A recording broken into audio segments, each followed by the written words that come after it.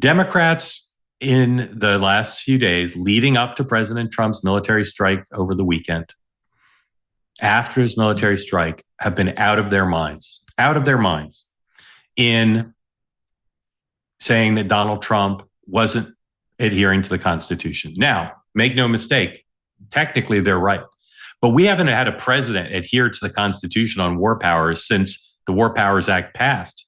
Because after Vietnam, the Congress said the president had too much power to make war. He wasn't adhering to the fact that war making is supposed to rest with the Congress.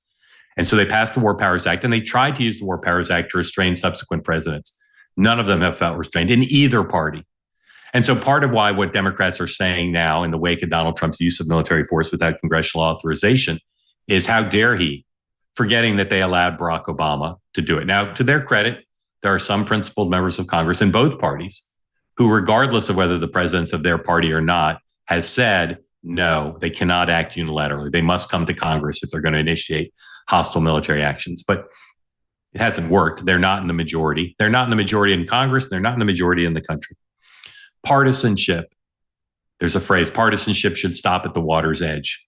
That on matters of national security, people should have a higher bar for when they act in a partisan way. And unfortunately, whether you want to mark the beginning of the partisan era in which we are now, hyper-partisan, you want to mark it to the Robert Bork hearings during Reagan, you want to mark it to the way Democrats were treated when Bill Clinton was president by Republicans, you want to mark it to the rise of talk radio or cable news.